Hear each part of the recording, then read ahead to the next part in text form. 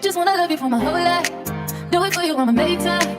I wanna kick it until midnight, just to be with you till the sunrise. I think you're making me crazy. Put my heart up on the midnight. I got this trust for you. Got it 'cause I know what you like. I love you.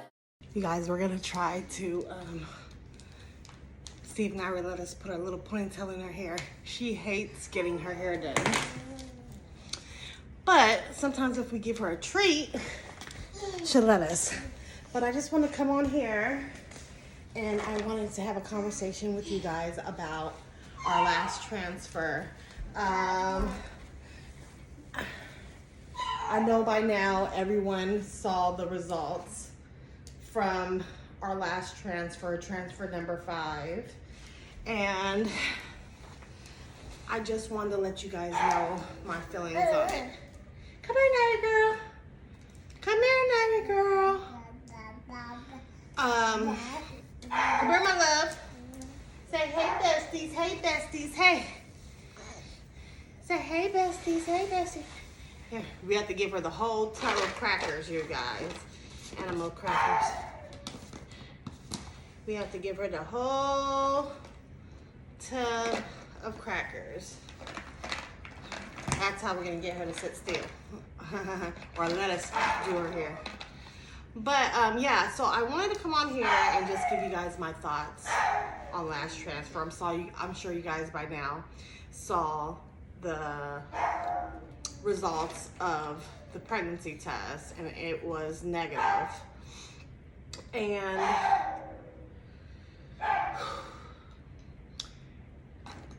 it was hard to take. And I know a lot of y'all saw my reaction, and my reaction was kind of like blah, right? Kind of like I had no emotion. I didn't know what to think. And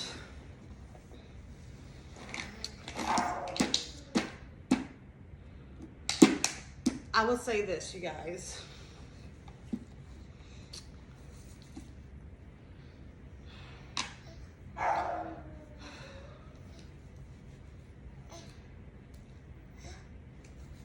I'm not blaming the clinic at all. However, me and my husband has a lot of issues with the clinic and their protocols and how they do things.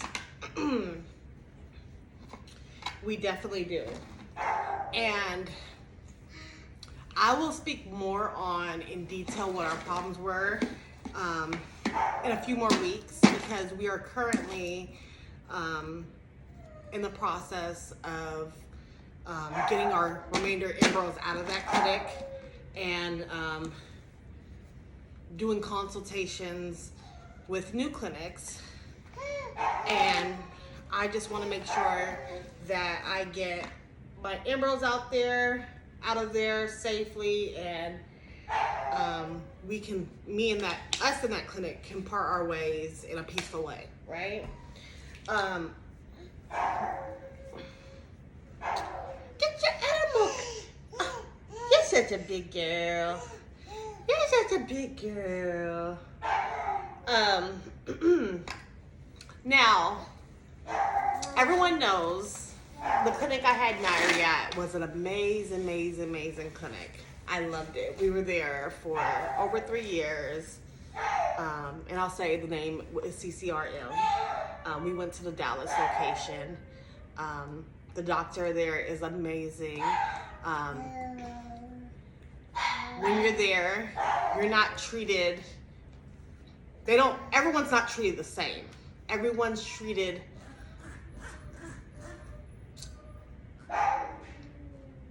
individually. And what I mean by that is they understand that infertility comes in different ways, different forms, and what works for one person doesn't work for another person.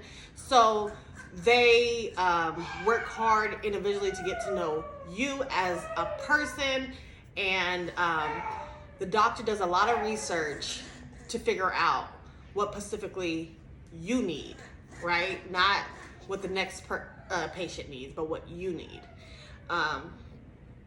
And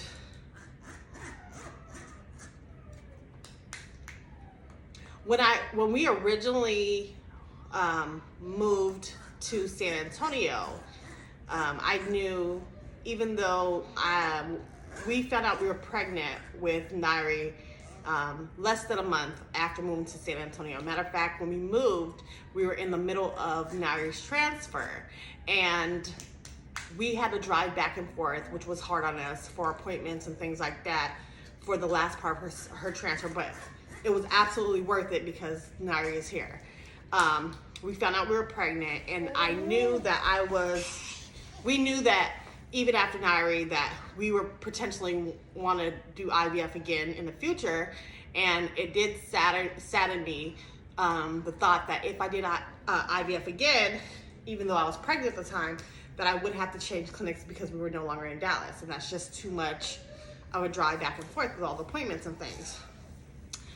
Look at my big girl. Look at my big girl. You're such a big girl. What we're gonna see here? We're gonna put a little ponytail in your hair. Can we put a little ponytail in your hair? Can we put a little ponytail? She wants to look at Miss Rachel. I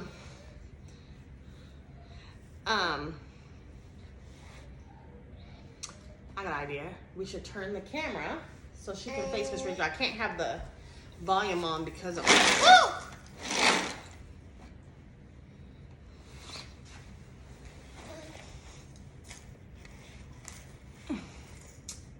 I can't have the volume on because of copyrights. Oh, Nairi girl, but she can still look at it.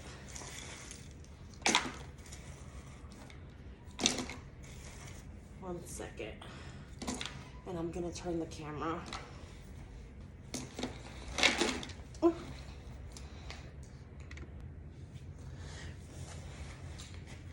Okay.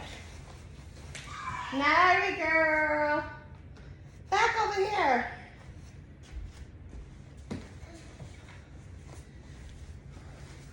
Hopefully we can get her to come back over here. She got occupied with toys.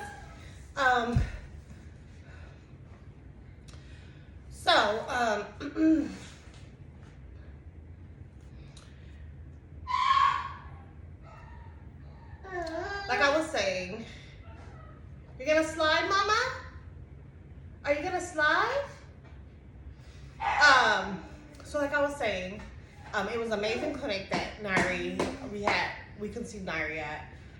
And I knew when we moved when we were in San Antonio, if we ever wanted to do IVF again, we were gonna have to change clinics. And that made me and my husband sad because we had such a great experience there. Even though we had hurdles that had nothing to do with the clinic, we appreciated the fact that every time we had hurdles or every time that things did not go right, because with infertility and IVF,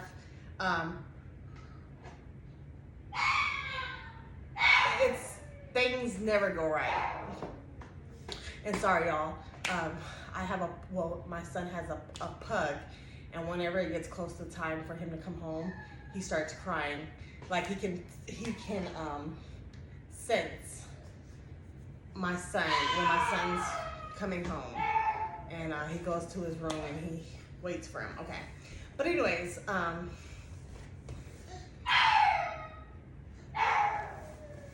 like I was saying, we were,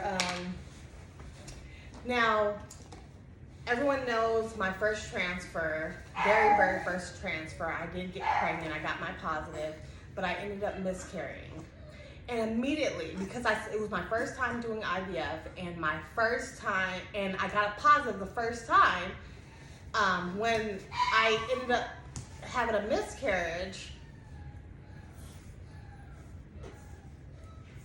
all I wanted to do was transfer again, right?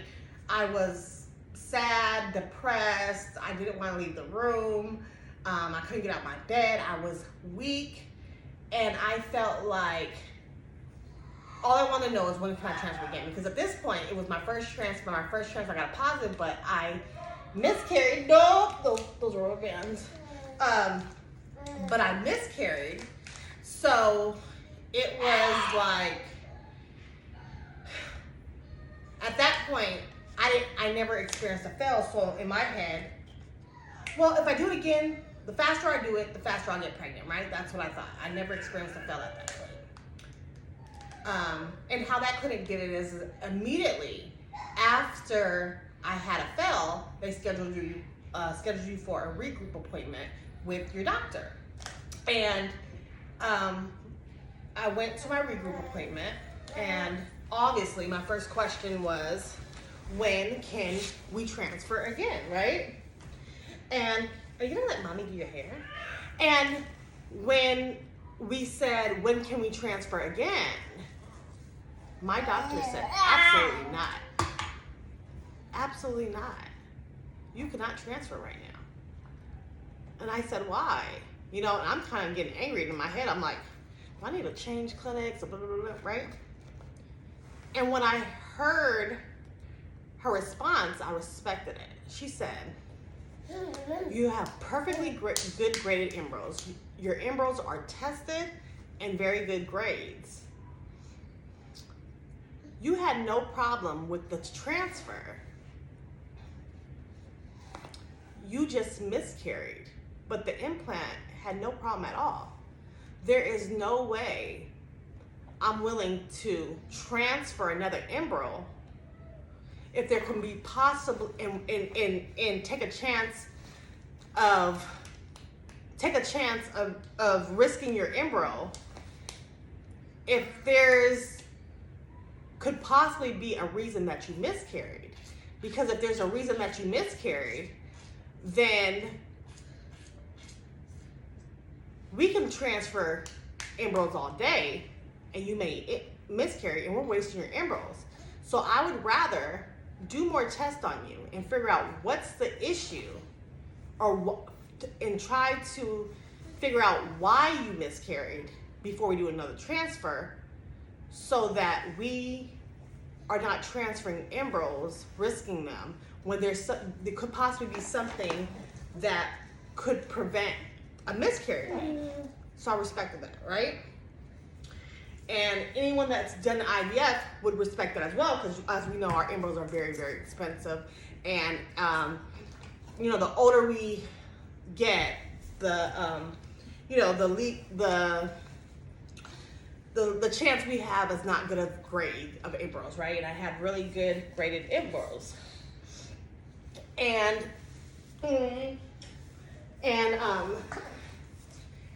so I respected that. So she did testing. I mean, this testing was it was a lot. I mean, we did like 3 to 4 months of testing, right? And that's when she found out I had the blood clotting disorder that I never knew about it.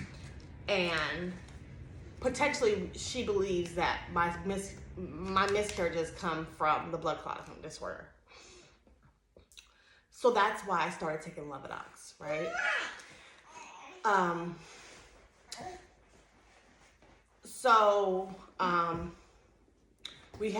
We went into another, after we did that, we went into another transfer, and that was a complete fail. It never implanted. And then, you know, a transfer is not guaranteed. And then when we went into that transfer, it was a fail. And after that, when I had my regroup appointment again for that second transfer, I said, when can we transfer again? And her response is, I need to do more research. And I'm like, but what do we do research on, you know? And she's like, I just want to check some other things. She was not one, just because you wanted to transfer, to let you transfer. She believed in research. She believed in studying things. She wanted to make sure I didn't have endometriosis. She wanted to, you know, so she ran some other tests. And that was another 2 or so months. To the point where I went, I came up negative for endometriosis. However, she said, this is up to you. You can do it if you want to do it. Be careful. Be careful. Be careful, big girl. I know you're a big girl, but you gotta be careful.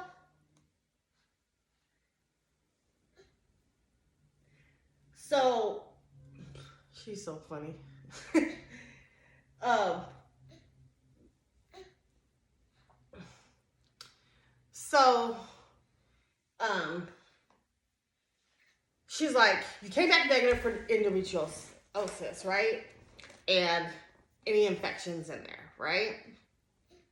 She said, it's up to you. It's totally up to you. You don't have to do this if you don't want to, but it's an option that it can't do any harm to you. It can only be positive to you, right? She said, you can take the medicine, which is like these, I want to say steroid injections that basically people that get diagnosed with endometriosis take to get rid of it. It basically puts you, while you're taking the shots, I think there's different months of shots. You can take 1 month, 2 months, 3 months. While you're taking the shots, it's like 1 shot a month, but they're very expensive shots. But basically, it puts you into menopause for those months, but it basically does like a reset on your uterus, cleans it out and stuff. She's like, it can't do any harm to you, but it could be a reset for your uterus. Basically, like how she put it to me was like sanitizing your uterus, like just in case there's any type of infection in there that's not coming back on test, because I came back normal. She's like, it can't do any harm. It can only benefit you. It's like a reset of your uterus. I'm like, okay. She's like, you don't have to do it because obviously you don't have endometriosis, but it's an option if you want to try it. Of course, me that, I'm willing to do anything that can possibly benefit me. I'm like, I'll do it. So I did 2 months of that. And then we decided to do a mock transfer. That's when you do it. They act like you're doing a regular transfer. You take all the injections like you're doing a transfer, but instead on transfer day, they don't transfer an embryo. They take a sample of your uterus and test it. It basically could tell them, a good idea of where your levels, or where your uterus, with the levels of medicine you're on and stuff, where your uterus needs to be on transfer day, right? So we did that. And she also, now mind you, I should have said this before, when we first started IVF, right? Mind you, before IVF, we were doing a few years of fertility treatment with our OB. And then when we did our max of that and didn't get pregnant, that's when they referred us to IVF. But at my first consultation, I asked this doctor, Nari's doctor, can you implant too? And she said, absolutely not. I don't implant too, absolutely. She made me think that she doesn't implant too at all. And to the point where she was telling me no, she was willing to risk me as a client, because I was at my consultation. So she told me no. And she didn't say only if this or this. She said absolutely not. At my first consultation, she said, you should be you're an easy one when, you have unexplained infertility, you're able to conceive before, we don't see no real, problems with you. Yeah, I had fibroids, but we can remove the fibroids. But she said, I don't implant too. And to the point where me and my husband was thinking about going to another clinic just because, hi, my love. Hi, my love. Just because she did not want to implant too. Y'all see her? Y'all see her?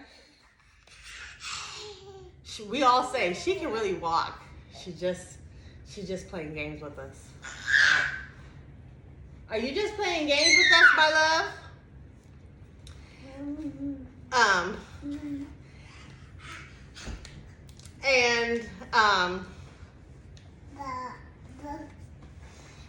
And so,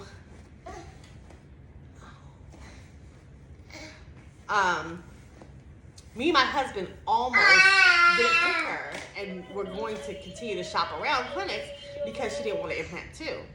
And the reason why we wanted to implant too was just because,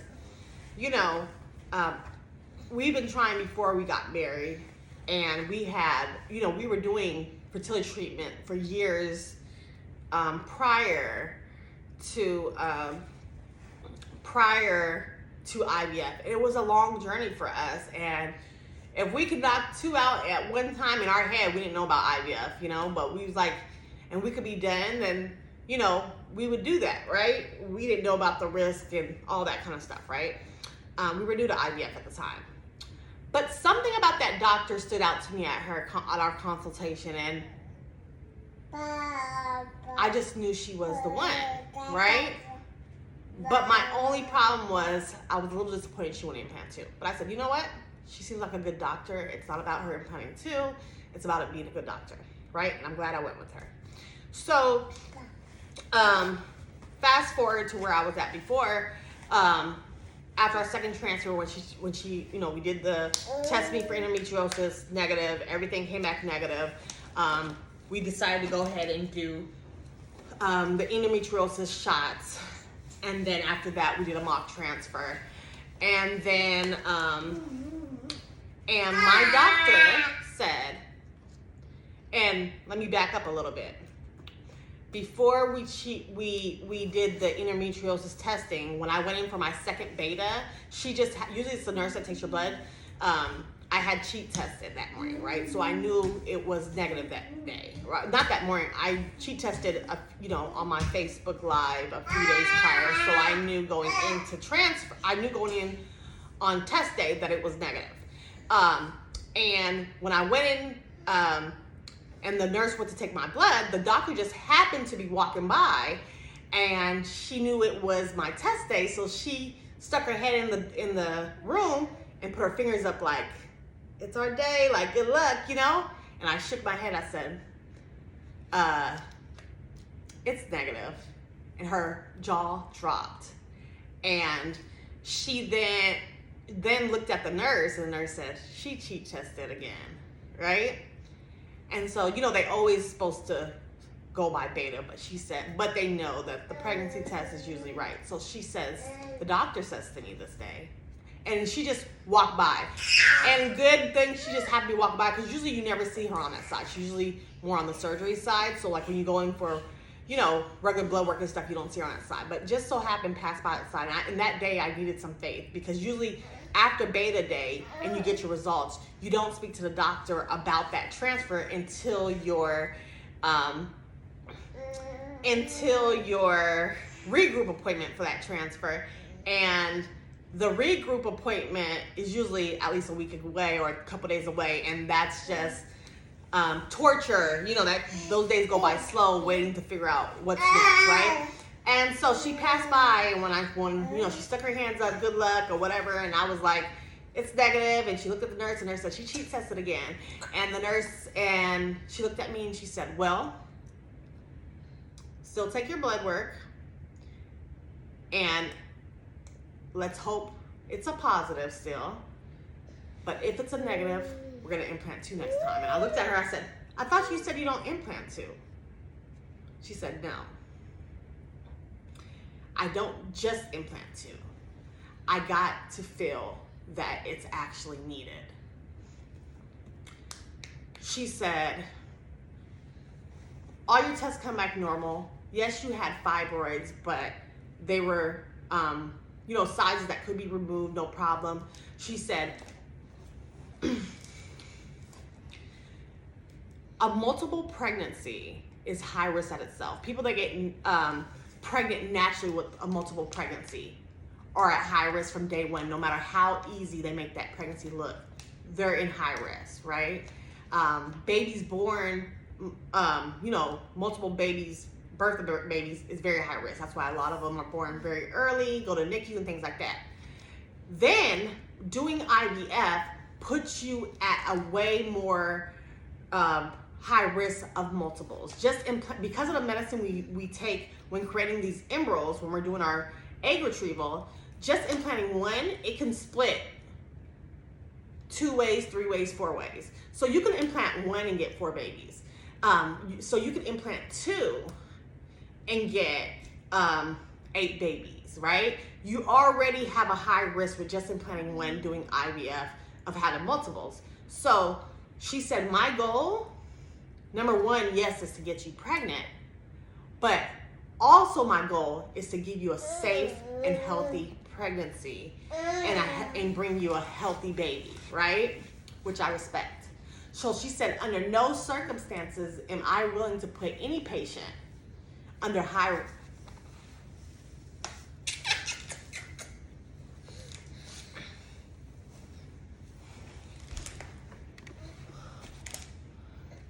This phone is going dead. I should have used my other phone, and I don't want to have to move the thing, so I'm gonna hurry up this video. However, she said, I'm not willing to put any patient in a high-risk pregnancy if I don't have to, right? She was like, and I respected that about her. And what made me respect her even more when she said that was the fact that I reverted back. My mind went to my first consultation where me and my husband was adamant. That was our first question, can you implant two? And she said no. And she was willing to lose us as a potential patient, telling us no. She never even said and gave us the idea that it's a possibility down the line if you get fails or things don't work out. She made it seem like to us, I don't do it, right? And I'm guessing she didn't say this part. Here, my love. Here, my love. I'm guessing she didn't tell us that because she doesn't want that to be our goal, right? Not to have successful transfers. You know, she wants us to go through the motions and try our best, and you know what I mean, with the thoughts of implanting one, unless she thought it was, you know, possible. She said, absolutely, you qualify for two now. She said, I had to see that there was more problems because on paper, you look like you don't have that as hard as a problem. So she said, you had two fails. Yes, the first was a miscarriage, but I'm counting it as a fail, right? And she said, you, in this case, you know, it will be beneficial to you to implanting two. No, I'm not implanting two for the reason of you getting twins. I'm implanting two in hopes that at least one stick, right? And that's when we enter Nairi's transfer. And we implanted two. One did not stick, Nairi stuck, and here goes my beautiful baby girl, right?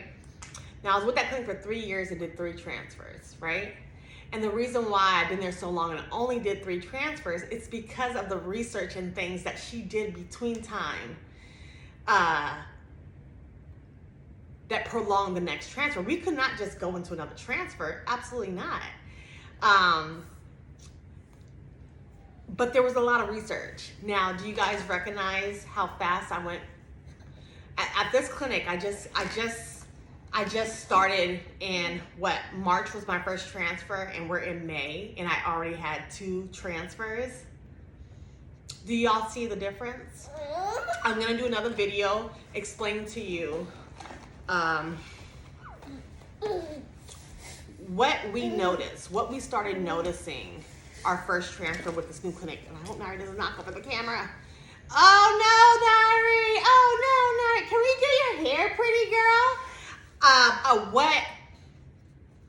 what I went through with this clinic and what I noticed. And what you guys don't know, I was trying not to jinx myself, but the start of the first transfer with this new clinic, me and my husband was already sensing things. Now our consultation was absolutely amazing. The clinic is beautiful. The consultation, everybody speaks to you, and it's just joy. And that's what grabs you to that clinic. It's just everybody's so happy, everybody's so sweet, everybody's so positive. They call it positive, right? Positive fertility.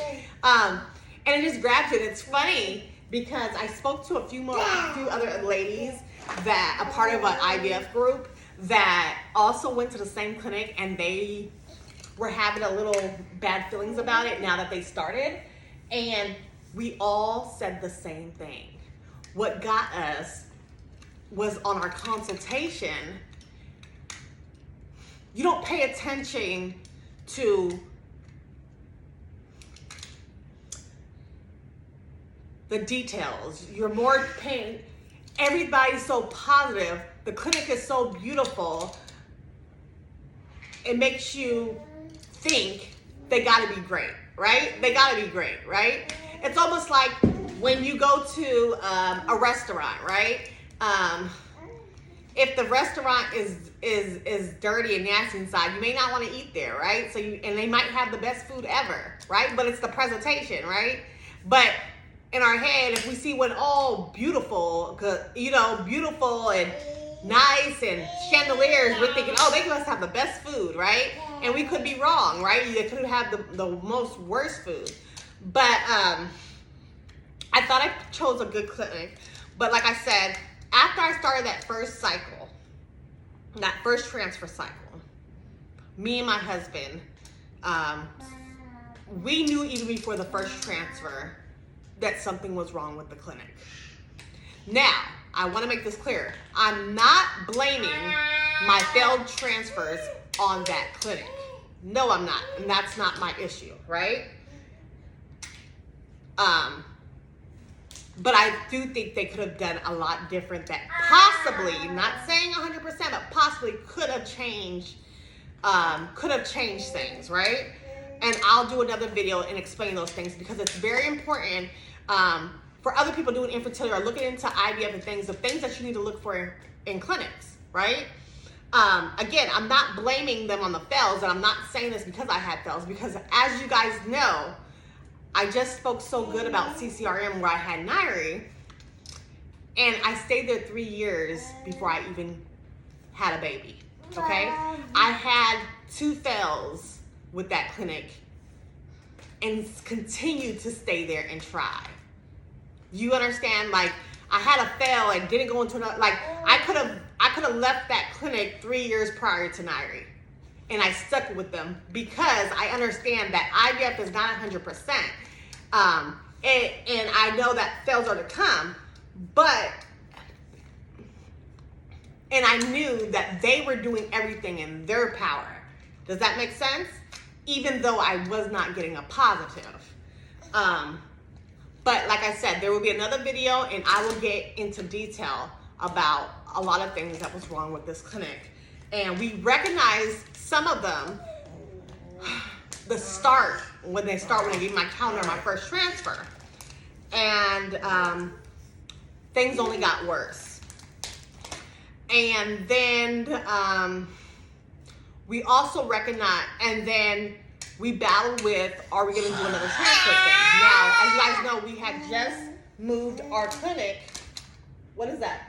Oh, cookie. We had just moved our moved our embryos from Dallas to here.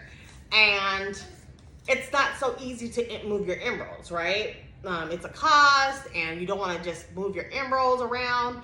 And so we had to battle with the fact, do we want to move ours again?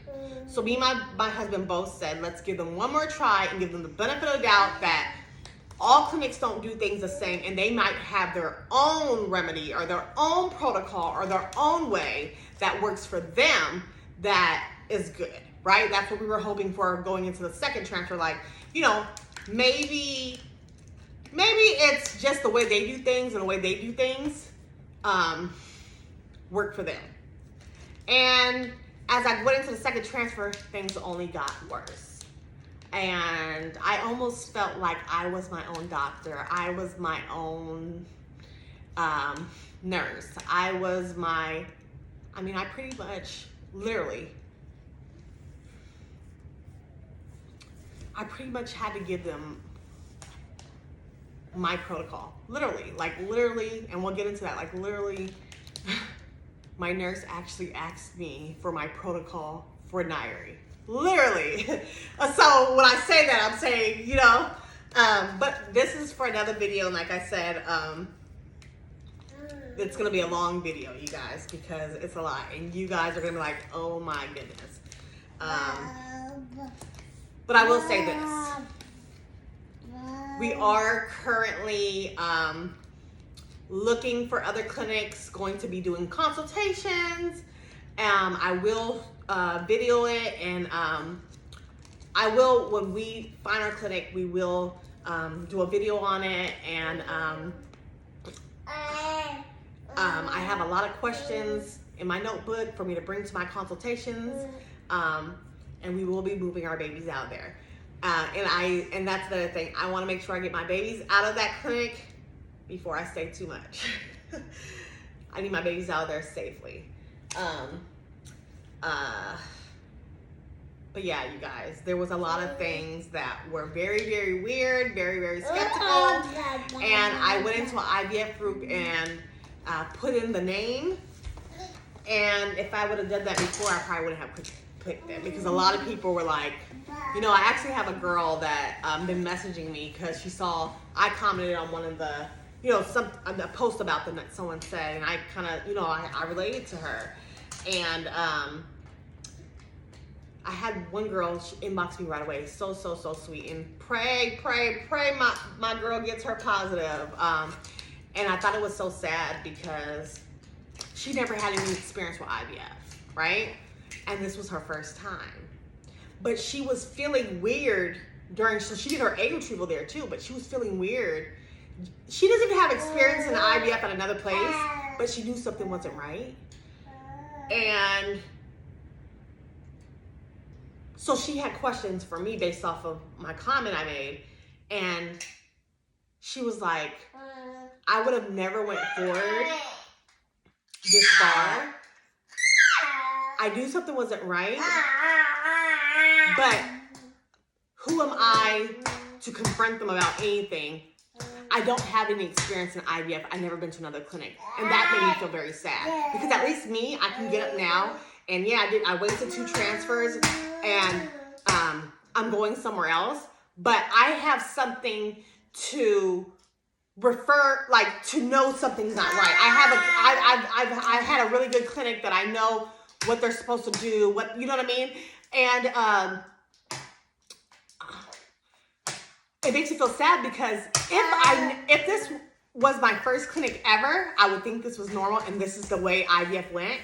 And I probably would waste all my embryos, and I wouldn't know something was wrong because I had nothing to compare it to. So I thought that was big that she was already feeling some type of way while she was searching for things on the clinic in that group, because of the simple fact of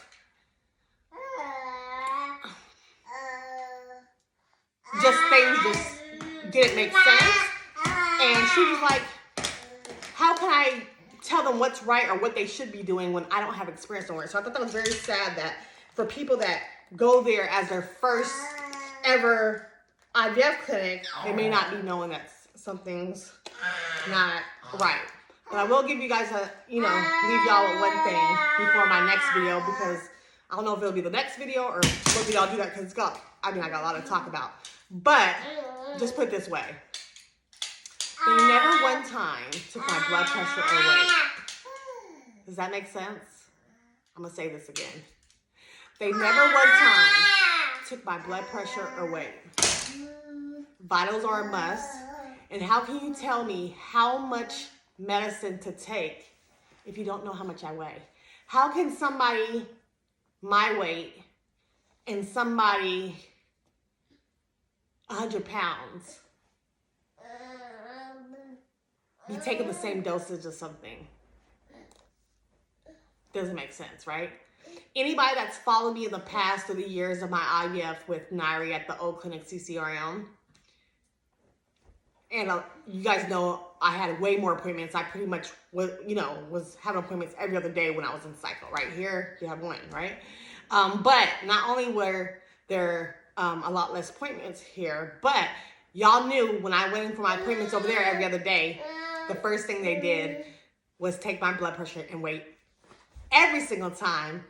Even if I was just there yesterday, if I was in that clinic, I was getting my blood pressure and weight done every single time. Doesn't matter if I just came out of there. But I'm gonna leave with that. But so my thoughts, I'm gonna leave y'all with my thoughts on this transfer. Here. She wants the whole thing of the thing. No, you can't put it on. Where's the lid, mamas? Okay, here.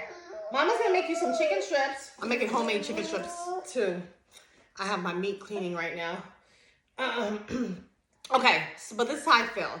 I'm very disappointed, and hurt of the results, yes. And when I got that results, I'm gonna tell you where my head was. I was very sad. As y'all could see my face when I was talking to the doctor, I kind of smirked a little bit, like, and the reason why I smirked was because I was ready for his BS. I didn't play the whole video of what he said, but I'll tell you guys and play it for you guys on another video. But when I smirked a little bit, it was like, I'm ready for your next excuse that's gonna make no sense, because I was already prone to their BS things that they say that absolutely make no sense, and I can't believe will come out of a doctor's mouth. So it was almost like a, what do you got to say? Like, I'm ready for it kind of thing, right? It was more anger than, I was sad that I wasted another embryo. And at the same time, I was like, I'm expecting this from you guys. I had high hopes for the transfer, because who goes into IVF and a transfer and doesn't have high hopes and doesn't wish for a positive? I had high hopes, and I was really hoping that this phone call was a positive. However, the way that you guys operate, I'm not surprised. Does that make sense? At my old clinic, when I got a negative, I was surprised, right? Because they operated good. Here, I had hope for the best, but I'd hoped for the best, but off of how they did me, I wasn't surprised. And so I was more like, when I got the results, it was more in my head. In my head, as he was talking, it was like, yeah, we're done. I didn't say it, but I'm like, yeah, we're done. New place. Like, my smirk was like, what BS? Go ahead and give me your BS excuse. Because even though we're physically at this clinic right now, me and my husband are already talking about headed out. So just go ahead and give me that BS excuse, because we're ready to move on. But yeah, so that's that. I'm very sad about the transfer. I'm very hurt. I have high hopes, and I have high hopes in finding a good clinic. I know now what to look for and what to not look for. You know, I was blessed that my first IVF clinic that I ever had was completely amazing. If I can go back, if I lived in Dallas, I would definitely go back. I was blessed that my first clinic was a great clinic. And now I know, look, you know, now I have a bad clinic to compare to, and now I know I'll have more questions to go into a consultation with, because I've experienced good and bad, right? So with that being said, you guys, we will be doing a transfer number 6. However, it won't be at this clinic, but stay tuned, ladies, because we will have another baby, and I'm gonna take you guys through this process. And to all my infertility ladies, never give up. You are strong, you are amazing, and know that the only way you won't get your miracle baby is if you give up, but there's no giving up over here. So baby does to everyone. Y'all do me a favor and give this video a thumbs up. But I love y'all, I appreciate y'all, and I will see y'all later.